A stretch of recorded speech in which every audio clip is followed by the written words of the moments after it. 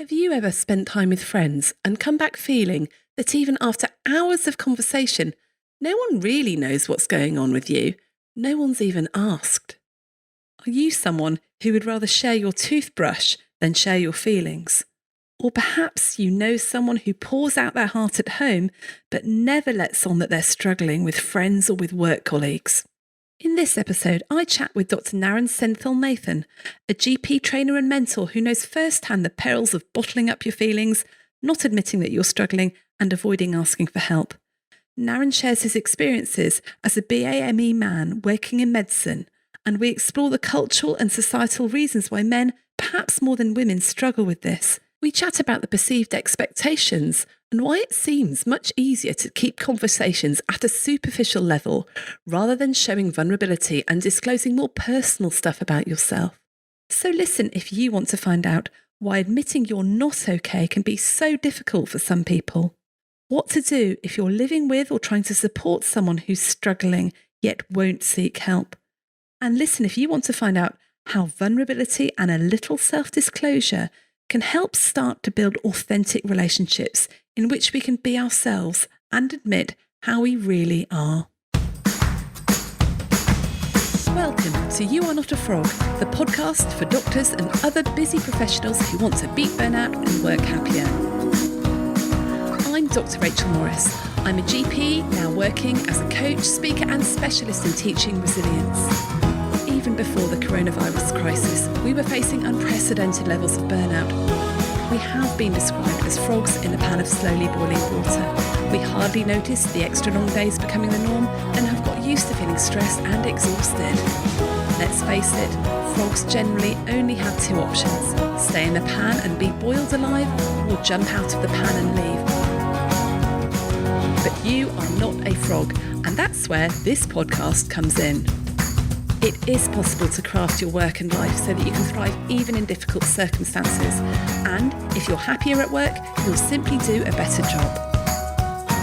In this podcast, I'll be inviting you inside the minds of friends, colleagues and experts, all who have an interesting take on this, so that together we can take back control and love what we do again.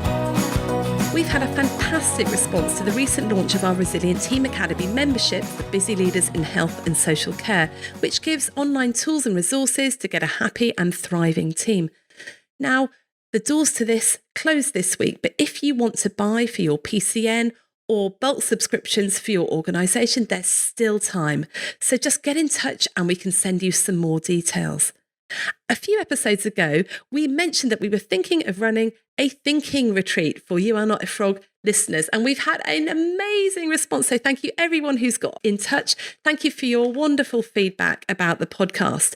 And there's masses of enthusiasm for a retreat, particularly in nature, particularly around a fire. So we're going to look for something in spring, summer next year. So do get in touch if you're interested and watch this space. We'll let you know when we have organised a You Are Not a Frog retreat. Now, I've been going around the country this last few weeks, seeing people, speaking face-to-face and also online with various courses and conferences. And I'm going to be speaking at the Leaders in Healthcare conference for the Faculty of Medical Leadership and Management in November. I'm running a face-to-face workshop on how to lead without rescuing. And we're also doing a live online You Are Not a Frog recording all about failure. So if you have any questions about failure, please email them in, or if you'd like to attend the workshop or the live You Are Not a Frog recording as a participant, then do check out the Faculty of Medical Leadership and Management website. Okay, so on with the podcast. So it's great to have with me on the podcast today, Dr. Naren Senthil Nathan. Now, Naren is a salaried GP. He's a training program director up in Chesterfield. He's also a GP trainer, and he's a mentor for the GPS scheme. So, Naren, welcome to the podcast. Hi, welcome, Rachel. Great to have you with us. So, Naren, I know that you have a special interest in the sort of cultural issues around mental health problems, the barriers that stop people recognising and sort of accessing help with their own mental health, I guess, particularly for doctors and particularly for men and particularly for male doctors with a BAME background. Is that right? That's absolutely right, Rachel. Yeah. No, thank you for having me on, first of all. It's just a pleasure to be on. And I know when we spoke a few months ago about this podcast, it was something that was very close to my heart. And as you say, from a South Asian background, originally born in India, moved over to the UK when I was very young, about 4 or 5. So having grown up in that culture and that environment and comparing to where I am now, I just felt I could share some of my experiences and I suppose helpful top tips for the demographic you've just described to help them out in what has been clearly a very difficult few years as well for everyone. Yeah. So now why is it a problem in the first place? Having had this personal experience, my parents were fantastic. My family were fantastic, very loving, very supportive. But I know from, friends, family, and also culturally that mental health just isn't one of those things that's spoken about at the dinner table or even spoken about at all. You know, people feel there's a certain taboo associated with it. It's not a physical issue. So, you know, it's not talked about as much. And it's the usual, stiff upper lip type of thing where you're told typically just to get on with it, deal with it and get on with it. So I think as a child, if you're growing up and you've in those formative years, you've been told, these type of things, it's very difficult for you to open up as you get older. And I think that leads to a lot of issues as well. There's a movie, I was just watching it the other day. It's a Bollywood movie, Hindi movie, where a baby's first born. That's the opening scene, and it's looking up at its loving parents and its grandparents. And the father says, "Son, you will be an engineer." It's very typical of a, of the South Asian background where you're told, or you're expected, sorry, to be one of three things: a doctor, an engineer, or something to do with accounting or banking. And it's not really, back in the day, you were thought of as almost a failure if you didn't achieve those goals. And obviously things have thankfully changed a lot now. But that's sort of some of the expectations can weigh up on an individual, and it's a shame. It's an absolute shame, really. And those two things side by side just lead to a difficult situation for people. So what you're saying is that mental health issues or just even how you're doing personally, things like that, possibly weren't discussed as run-of-the-mill things. And it wasn't particularly acknowledged that it was okay not to be okay. And then that combined with this expectation that you will have a professional career and job, a sort of a perfect storm that means that it's much, much more difficult for people to, is it to identify that they have possibly struggling or have a mental health problem? Or is it that if you do identify it, you find it very difficult to get help? Or is it a bit of both?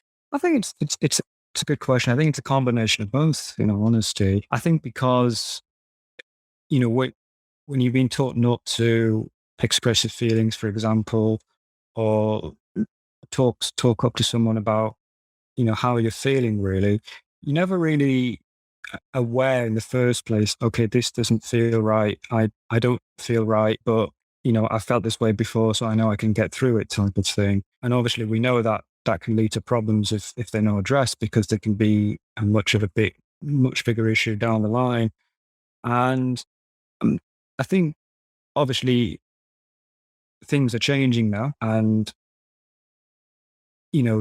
I can see that there is my friends that I grew up with. Obviously, they understand the impact of not speaking about certain issues growing up in obviously the Western world, and actually they're encouraging their kids a lot more to be open, speak up about their issues. So hopefully things are changing in that sense. But no, I think it's a combination of things, and obviously if you've not been allowed to speak up, you don't know how really to who to go to, I suppose, as well, and how to express your emotions and your feelings. Because obviously, if you are feeling anxious or upset, there's a number of ways that you can express those issues. It can be just speaking quietly. You could burst out in, anger. You may even turn to substance misuse, which is such a shame. But I think it's a combination of those two. I was going to say, what sort of problems have you seen in doctors from them suppressing this and not dealing with issues and not speaking? Yeah, I suppose if I take more of a general overview of not just BAME, the BAME community, or I can see that medics, actually other high stressful jobs, it leads to earlier burnout. The level of stress, the anxiety that's not being addressed, they turn to, as I say, substance misuse, be it your alcohol or smoking, etc., etc. It can affect relationships with friends and family. They don't see them anywhere near as much as they should, and it can eventually lead to unsafe practice at work, unsafe patient care, and it could have all been dealt with earlier on, which is such a shame. And are there any particular coping strategies that you see sort of maybe men from the BAME community adopting more often that may be more culturally acceptable than others? Yeah, I suppose if I use a real life example of a friend who's a close friend, he's from the BAME community, and he works in healthcare, and for many years, typical case, unfortunately, his parents weren't very good at allowing him to speak. It was just brush it under the carpet. And, he's got a family now, lovely family, but he doesn't speak up about his issues. And now he's on, long-term sick, and he hasn't really taken time for himself, any self-compassion. He hasn't, done the right things in terms of stop burnout. And he's actually in long-term sick because of burnout, because of stress, which has led to not a breakdown, but just a lot of stress, a low mood, anxiety. Thankfully, he's doing a lot better, but it just hit home. And I think that's the type of person I keep in mind that I'd like to help out with by doing things like this podcast and so on, because that shouldn't happen to anyone. It's just sad to see him go through that. But as I say, he's in a much better place. So it's that not talking about it, not expressing emotions, expectations that just keep going and going. And rather than just having to take a little bit of time out, actually what happens is you end up with quite a spectacular burnout, which then just persists. And I guess if you're not removing the problem, so if you're not making any modifications to work or your expectations of yourself, or if there's no self-compassion and you're just going to go back into exactly the same situation, then that's going to be very difficult to heal from. And if you're not at a point where you're happy to talk about it or admit it or speak to a professional, then absolutely, that's going to be really hard to heal, isn't it? Absolutely. And I suppose this happens socially still to the day, Rachel, where unfortunately men have to be the alpha male or the macho male, where they don't really talk about problems. No, it's not a done thing now. But we know that's problematic. And this has happened. I can see it happening every day to friends. And yes, it's difficult. You can't just go up to a random person and say, "Oh, I'm feeling this way." Obviously not. No, because that would be a bit odd. But obviously, if you have a trusted group, your the half, your partner, whoever, or even friends, I think that the most difficult step is the first step, is to actually recognize you have an issue and speak up about it. And I think if that is done, I do this with patients all the time, especially young men who come in and say, "Oh, I've been feeling this way." And I tell them, "Look, congratulate, well done for coming to see me or speaking to me," because that's the most important step, recognizing the issue, and they feel a lot better and they engage with the process of getting better. That's really interesting because I see that in my work as well. So when I run the Shapes Toolkit courses, the majority will be women on the courses, particularly, often if I run them for training schemes or GP fellow schemes stuff, we've got an equal number and they get equal feedback from the men and the women. But if it's a self-selected, do you want to register for it? It will be overwhelmingly women. And I had a male facilitator with me the other day. He's like, "Why is it that it's, the men need it? It's just as much, probably even more. The women, for some reason, are just happy to go, yeah, I need that course. I need that training." And then the other thing that I have noticed, and this is a sweeping generalization, so please do correct me. But when I meet my friends for coffee, I have a group of friends I meet every week after a circuit training class. And, often one of us is having a hard time. We're talking about what's going on. It's difficult. There may be someone in tears. It's a really good source of support. It's so helpful. And I was in a coffee shop the other day just doing some work, and this group of, about 60-year-old men met up and sat down next to me. They'd gone for their coffee. I thought, wasn't that nice having coffee? Yeah. Honestly, they spoke for an hour and a half about football. That, literally an hour and a half. And I could hear every word of it. And I thought, okay, fair enough. You're interested in football. Half an hour, but I was thinking, you're probably a grandfather. You've probably got your own business. You've probably got this and that.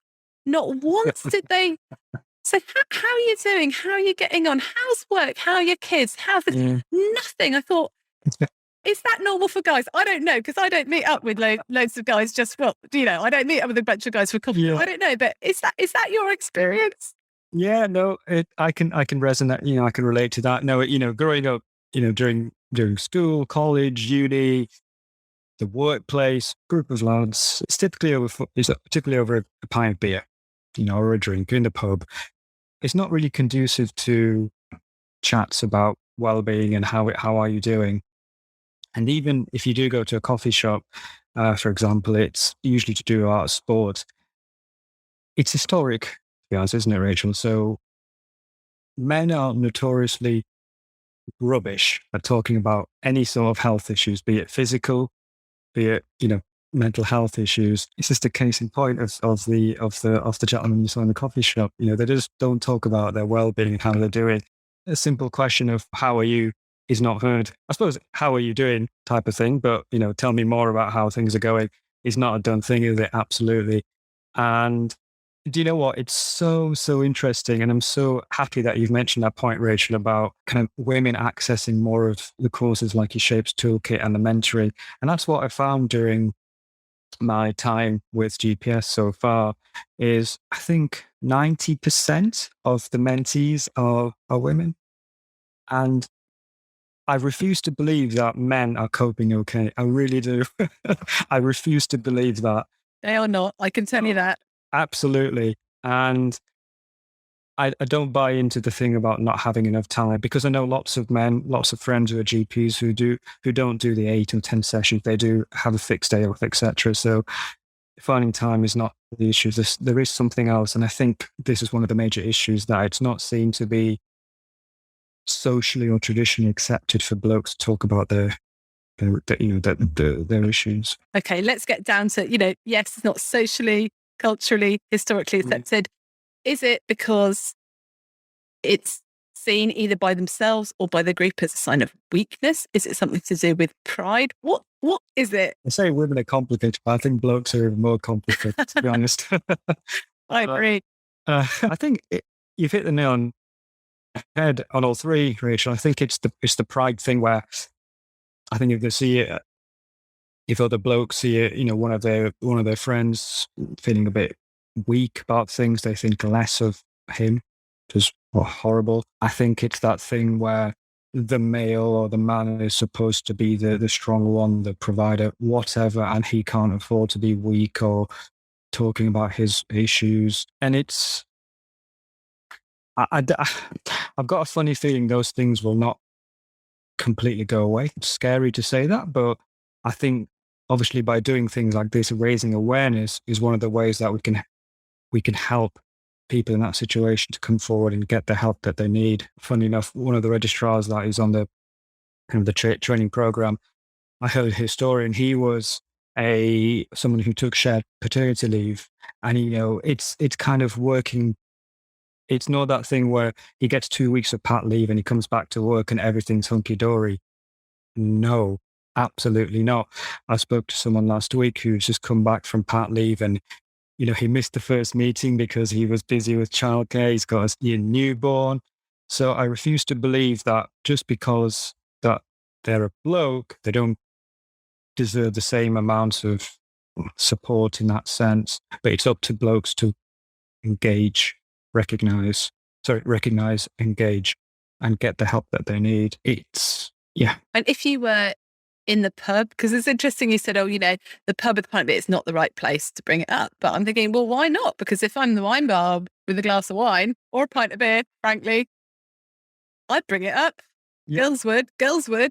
So why is the pub not a conducive place for boys? If you brought it up in that situation with your mates, what would happen? Would it be like silence everyone that shuffles around, looks a bit awkward, goes, sorry about that, mate, and then goes back to talk about football? Or would they engage? That's how many pints I've had by that. Yeah, because there's that point where you just start weeping, isn't there? Yeah, in all seriousness, I think if it was a one-on-one with a friend, with a mate, it would be okay. But if you've got a group of lads, it can be a lot more difficult. And again, it's that whole macho thing of, men being men, boys being boys type of thing where they just don't share. And I don't know if it's genetic or what, but you're absolutely right, Rachel. Women are more likely to speak, whatever the situation, perhaps. I've seen with this whole childcare thing, two dads going to the park with their little ones, and that's a good time as well. I suppose the other thing with pubs is you don't know how loud it's going to be, et cetera, et cetera. So, and yeah, I think speaking in one-on-one would be a lot, maybe in a group of three, rather than more than 4 or 5 would be a lot easier to speak about these issues. Yeah, and I think that's true for women as well. I think there is something about a smaller group and one-on-one being much, much better. But sometimes we don't sort of put ourselves in that position where we would have those sort of quite intimate relationships. And I think I've observed over the years that I think women sometimes form those relationships more than men. I think sometimes men can get quite lonely in their social relationships or end up just having friends who are partners of their wives or things like that. Is that a correct observation? Yeah, no, it's interesting you mentioned that. So my daughters have started at a new school, and one of the first things we like to do is obviously connect with their parents. And so when we went for the, the formal, informal visit of the school in last term and so on, the head teacher said, "Oh, there's a mum's WhatsApp group." And I was like, "Oh no," because I want to be part of a dad's WhatsApp group. There may well be one, but it wasn't the first thing that the head teacher said. Anyway, so the mums obviously are very good at socializing, interacting with each other, organizing play dates, and such a source of useful help. Come up this day, they got this club on that day, and I suppose men just again, I refuse to believe they don't want to be involved, but they don't get involved for whatever reason. The other thing is we find that with GP trainees who say drop their kids off in nursery or school or have those social circles external to the training program, most cases fare a lot better during training because they form those circles, because they form those networks, and they're not isolated. And you're absolutely right. The loneliness is a key factor that men tend to just get on with it and not become recluse, but yeah, they sort of are withdrawn from all of these activities. There's something else that plays into that relationship thing as well. So you were saying that, you're men are taught, you don't want to show weakness. You've got to be the strong one. And culturally, admitting something's not right often doesn't happen. And all the stuff I've been listening to and reading about and hearing about forming deep, close relationships, interpersonal relationships, is about vulnerability and self-disclosure. So the way to form close relationships and supportive relationships is to be vulnerable with somebody and is to self-disclose something. I mean, you don't need to completely bare your soul, but just even a little bit. That is the way we form close relationships. But if you've got that thing about I must be perfect, I must be the hero, and then you've got the cultural layer on top of that, and it's not okay to admit that, presumably that's like a double whammy for men. I love this concept of vulnerability. It's just helped me out so much over, last few years. Being vulnerable, I must say, I suppose if there's any takeaway point from this podcast for anyone listening, is being vulnerable is not a sign of weakness. Just because you speak up about things that are affecting you doesn't make you a weaker person. In fact, it makes you stronger because you are speaking up about these issues. And, you can have one person that you go to, you can have 2 or 3 people. But if you want to form meaningful relationships, get to know that person and just knock on their door and say, "Can I have a coffee with you?" Obviously, the other person that'll fill them with dread. The moment you say, "Can we have a chat?" it's, oh dear God, who have I killed? As in work or, whatever, I've got a court hearing or inquest hearing, whatever, but no, it's just informal chat. The main person I go to is my wife. I think she's helped me out so much. And even with work issues has been, the bedrock of building a solid work, career, and vice versa. I've been there to support her. So that's kind of the kind of teamwork. I suppose if I extrapolate that to work, I think with the mentoring job, I've realized how fortunate I am to work with the people I work with. I'm not just being biased, but I do mean that, we do look out for each other and nothing's too much trouble.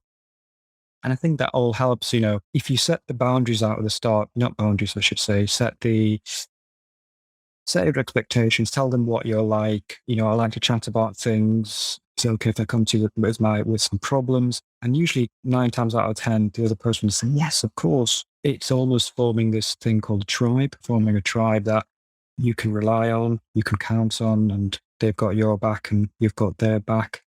And you go into work. I no longer get Sunday night blues when I'm going to work on a Monday because I look forward to the people I work with, to have those informal coffees and the huddles, for example, and so on. And that improves resilience at the end of the day, knowing that you've got a supportive work environment.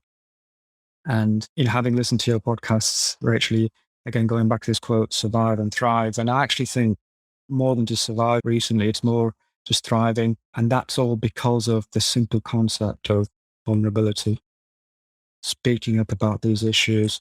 And what may seem like a massive issue was actually just something so minor that you thought, why was I even bothered about this type of thing? And I've gone home knowing that we've discussed this, we've moved on, and it's perfectly fine.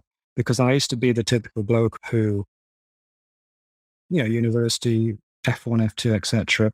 It'll be fine, I'm get over this. And my wife would always tell me, Naren, what are you doing? This is horrible. Don't sweep things under the carpet, talk to people. And yeah, you feel a lot better for it. And so did you have to practice being vulnerable? Absolutely. It's difficult when you've got a learned behavior of not talking about things. So it would be a case of, I suppose, coming home and not of debriefing, but just having a chat with my wife over dinner, and it builds from there.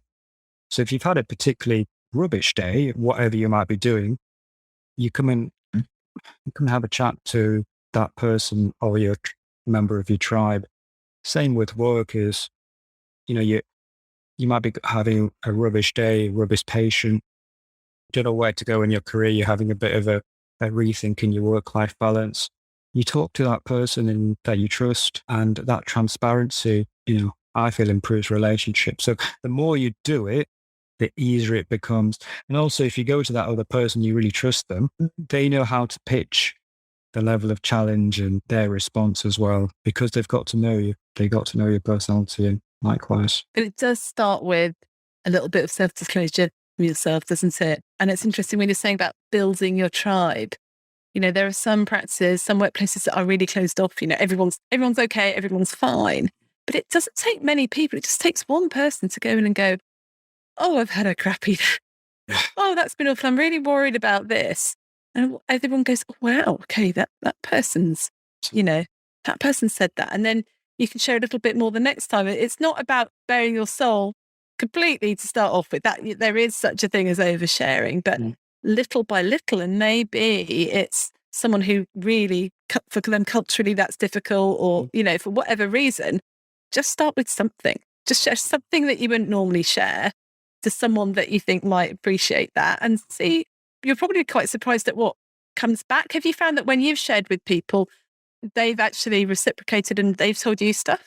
Oh, absolutely. 100%, Rachel. So if I use actual real life examples, so first example is this morning of somebody I was mentoring, and he is a UK graduate, grew up in this country, etc. But he works at practice who sound like they're very isolated. So I told him, listen, let's call him Bob for argument's sake.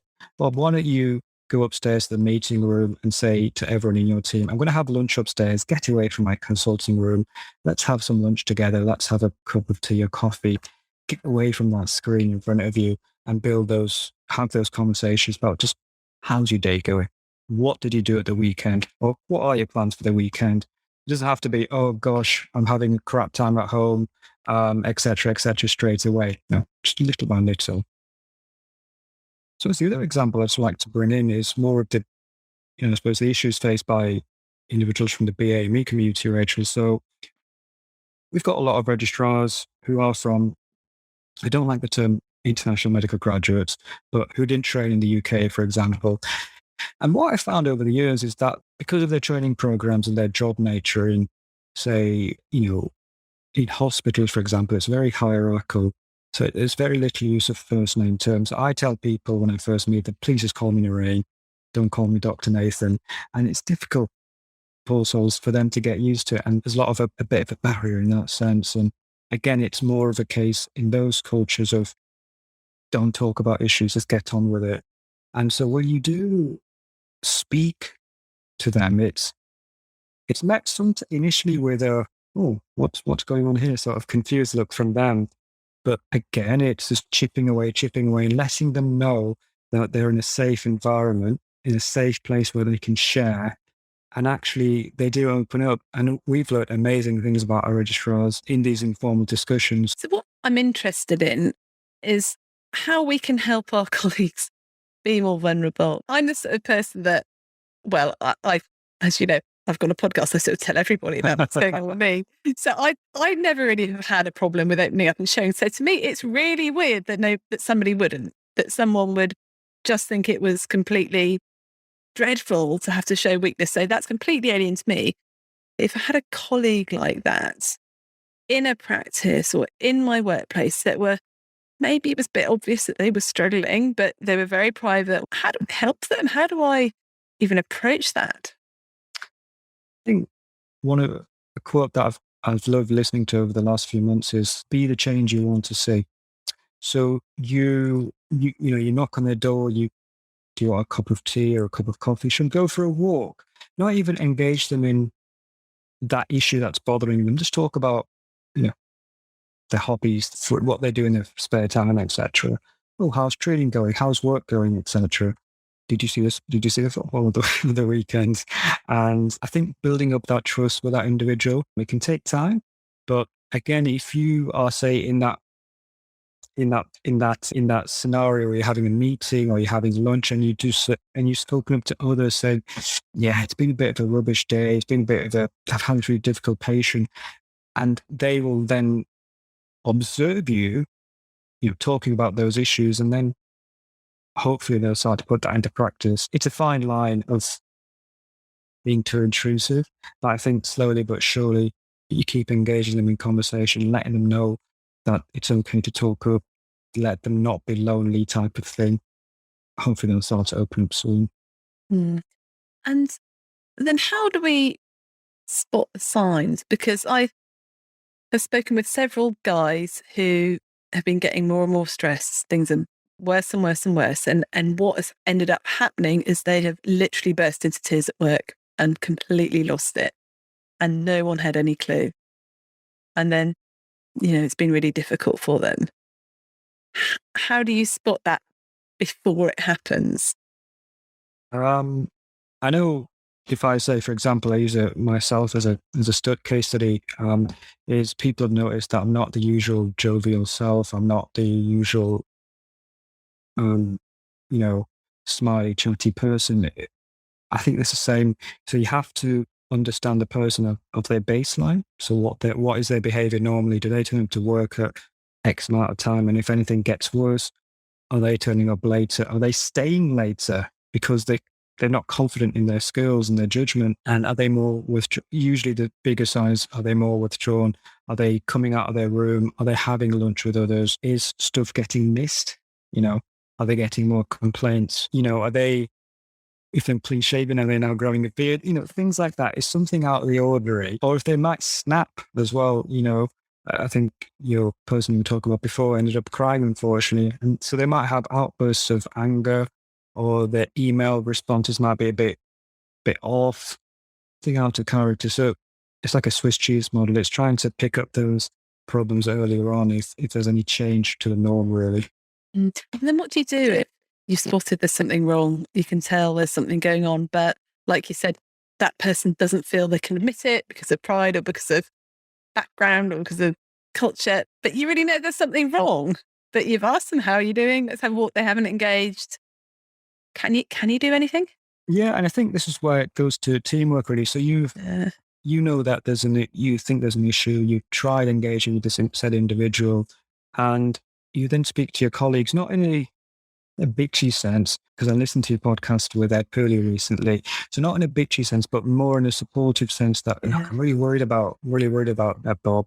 And have you noticed any issues as well? And perhaps just two of you go in or the partner goes and just has a chat with the said individual. Is everything okay? Can we grab a drink or a coffee? Just let you know we're here for you, type of thing. And sometimes it's just those words that person needs to hear think, yes, I can trust these people. I can get some help. Or even recommending things like, have you spoken to somebody about how you're feeling? Or even recommending things like your mentoring or coaching just to help them through, really. It may not be you who has to take on that burden of trying to crack through their personality or that barrier, but trying to direct them in the right place, in the right direction. And then encouraging to take up that professional help. Because I guess in my experience, women are more likely to seek help sooner and take it when it's offered. And men tend, it's big exaggeration, but tend to only do it when there's a crisis. And then they see the value. They go, oh, crumbs, should have done this years ago, And it's interesting because a couple of mentees I have recently, two of them are men. And yes, we talk about career development, etc. But it's a lot to do with because they're newly qualified GPs, and there's a lot to do with how they're feeling and their emotions of being a post-CCT GP. And you can see that the cogs are turning and they're slowly starting to express how they feel and this, after the session, to feel a lot better for it. So, as you said, professional help, things like your GPSs, your practitioner health, the BMA offers some support. All their support men, really, and male doctors. Yeah, and I guess I'd always be encouraging guys to access it even more than women, because often women have got their informal support structures much better ground out. I know I've got several girlfriends I could just phone up and go for a walk. I've got my other half I could talk to. I've got my group of gal pals. I know I've got it there. And then there's also that, I have my own coach. Access it because I know how important it is. Oh, absolutely. But Naren, just one further question. Of course. If you're a woman and you've got a bloke at home that you just know is struggling, but they'll talk to you, they won't talk to anyone else, what should you do? If I use the example of, my wife and me, I think it's, again, making small inroads, just checking in on them, how are you doing, etc. But also, perhaps if that man likes a celebrity, for example, a sports person, oh, honey, did you notice that this person's come out in the news and spoken about their issues? And, because that's happening a lot more, and they're a lot more open, which is fantastic. Obviously, if they're on, social media, more likely to express their opinion on those platforms. You might ask their best mate to come and have a chat with your partner. But no, I think the first option is quite a good one, actually. To let them know that it's okay to feel this way, that because the people that they look up to, for example, they talk about their problems. Yeah, that's interesting. I have been known to strategically leave books lying around, but they're never read. But I think what I've found, and my girlfriends have found this as well, that a lot of the time their other halves will accept stuff if one of their guy friends has recommended it. So I think that point about getting another guy to recommend stuff and say, actually, this was helpful, and why don't you try that? That sometimes lands better than the wife recommending it. So working in the background there, just a sort of gentle nudge in this direction, gentle nudge in that direction. And Absolutely. So we're nearly out of time. What would your top 3 sort of tips be for, I guess, encouraging vulnerability, getting deeper relationships where you can start to talk about this stuff and getting help tips? Top 3 would be acknowledge that you have an issue. Mm-hmm. Yeah, be honest with yourself. That would be number 1. Mm-hmm. Number 2 would be know that vulnerability, as I said before, vulnerability is not a sign of weakness. It's okay to ask for help. Self-compassion is not a crime. And number 3, build those meaningful relationships that have a work family, so to speak. Open up to them about how you're feeling, and you will feel better. Relationship will be better, and you'll thrive at work. Honestly, you will. Yeah, we do need friends at work. It's so important. Absolutely. Yeah, gosh, we spend enough time there, don't we? 100%. Yeah. So, where would you point people if there's someone listening to this thinking, actually, I really do need help? Yeah, so I would point them to the direction of, as I said earlier on, Practitioner Health UK, GPS. And I'm happy, to have a chat with people informally if they want, if they can find my Twitter handle and email, etc. And I think the best resource is actually yourself and the people that you work with, to be honest. And there's a lovely book called Time to Think by Nancy Klein, and she talks about forming thinking partnerships with people. So her sort of strapline is, the quality of my listening determines the quality of your thinking. And it's a great way of finding out what you're thinking, of talking things through. And she literally suggests get together with someone for an hour, 25 minutes, you talk, they listen, 25 minutes, they talk, you listen. So it's very mutual, it's very supportive. Yeah. And you'll find you really develop a depth of relationship, and you sort out a load of issues that you might not have sorted. So I just did want to ask you though, what is GPS for people that don't know? Yeah, so GPS is a mentoring scheme that's set up in, I suppose, our local area in Nottinghamshire and Derbyshire.